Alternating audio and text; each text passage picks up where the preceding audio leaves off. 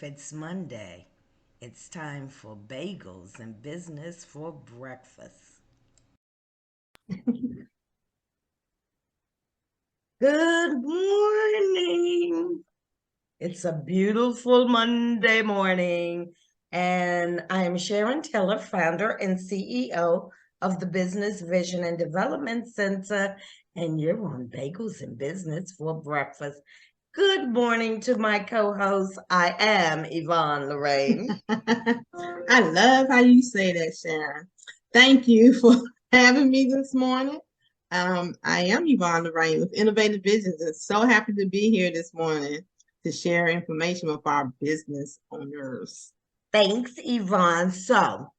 The beginning of the year, I talked about doing a business formation series at the behest, I think I used that word properly, at the behest of I am Yvonne Lorraine, because I wanted to jump right into business planning. And Yvonne said to me, some of our business owners are not quite ready to go straight into business planning and they're just at the idea stage. And that's what prompted us to do the business formation series. So we've had step one, which was market research, step two, business plan, step three, funding your business, step four, business location, and today is step five, which is business structure. Now, what I can tell you is that most businesses start off as an LLC, not necessarily because they know what it means. They just figure, oh, it protects my stuff. It's a limited liability company. And the paperwork, you fill out a couple of blocks, sign it, and off you go. And you've formed your business.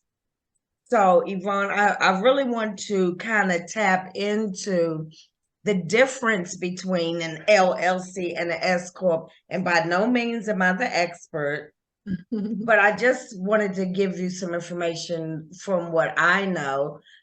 And then Yvonne is going to share some information from her vantage point as a nonprofit. So first, an LLC, that's what I started as an LLC. And again, it was easy to fill out, file the paperwork, and be done with it. So I'm just going to read to you. A LLC protects protects you from personal liability in most instances, and that includes your personal assets like your vehicle, house, savings. Those kind of things won't be at risk in case of bankruptcy and lawsuits. LLC. Then I got to talking about getting this vehicle, right? You remember what kind of vehicle did I want, Yvonne? Don't do that. It's too early in the morning, Sharon. The G-Wagon. I wanted the G-Wagon. And I was trying to figure out how to get a G-Wagon as a business expense. So I talked to a CPA who recommended not specifically to get this G-Wagon, but for some other things to change to an S Corp, which I did. That was easy too. That was easy on the back end. So I went from LLC. There was one little form I did for IRS. It was free. And it changed me to an S Corp. And I still got to keep my EIN number. So the difference is, well, I'm going to tell you what's the same. S Corp still protects your assets.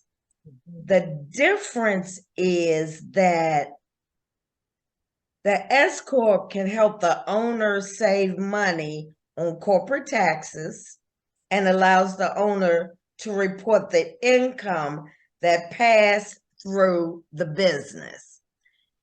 So that sounds like a whole bunch of gobbledygook to me, but some of you out there may understand that because as revenue comes into your business, As an S Corp, I get paid a salary from the business, or the funds can pass through my business and it's taxed differently. So make sure you get a CPA to explain it to you, because that's as far as I can go with it. But as you form your business, you need to really check into what tax identification you want to have. And that's really what business structure means, your tax identification. And so Yvonne, she's going to talk a little bit about the nonprofit from her vantage point. Oh, Yes, let me just add this, Yvonne, because everybody always, I want to form a nonprofit. You take it away, Yvonne. Okay, so with the nonprofit, it's important with the structure which you select as well. And if you all heard what Sharon just mentioned about the S Corp, in the nonprofit structure, you can also use S Corp or C Corp. So you have to, because like she said, it's all about the taxes, and I'm not going to try to go into that. But if you do decide that you want to have a nonprofit, then you have to get your tax exempt status. And that means you have to file to get your 501c3 status. So for a nonprofit, IRS is definitely is who you're dealing with when it comes to doing the filing, but you need to understand that it's not the same for all nonprofits, because they have several different categories. So you have to be clear about what you plan to use your nonprofit for, like charitable organization, a church organization, education. All of those have different categories that they fall under. So you have to be very clear about that when you are ready to set up a nonprofit. So like Sharon said, to make sure that you are under the correct category and have the taxes reflecting how you, the best way for your business. And the best thing to do to make sure that happens is to make sure that you check with the CPA to help you when it comes to that point.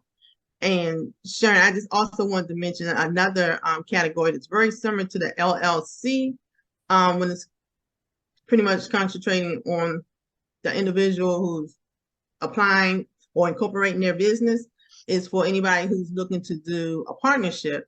And if you are in partnership, then you need to check out the structure for LLP. So pretty much it operates very similar to an LLC, with the exception of you doing it in partnership. So again, get somebody else legally to help you with your structure, but just mentioning that that is another type of structure for those who are looking to go into partnership as well. And there's always the sole proprietorship. And so as we go through the business formation series, I'll have someone who can explain this a little better. But again, I highly recommend you get a CPA, not somebody that just, your aunt who has a friend who his brother does your personal taxes. They need to be knowledgeable in business statutes and language, and able to tell you what best suits and fits your needs. So on the front end, it may seem a little costly to have someone who can do business taxes, but in the long run, if it comes to audit time, you don't want to be looking for your uncle's cousin's friend who did your taxes 5 years ago. So get somebody reputable, build a relationship with them, and they'll be able to watch your business grow, and then make recommendations in terms of whether you should go from sole proprietorship to LLC to S Corp to enterprise. So that's what you want when it comes. Your money is everything, and taxes will be the thing that can be your downfall if you don't pay attention.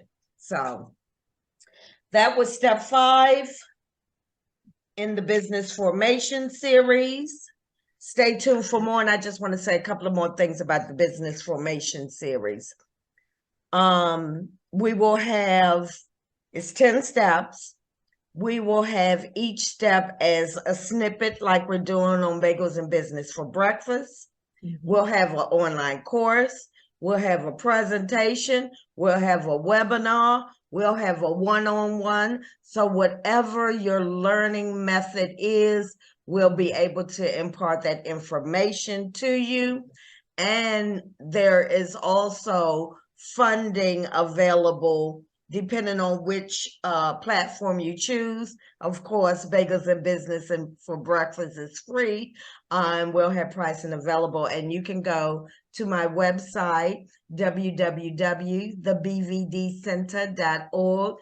Click Get Started, and we'll talk to you and see where you are and what you need and fill the gap. Would you like to add anything, Yvonne?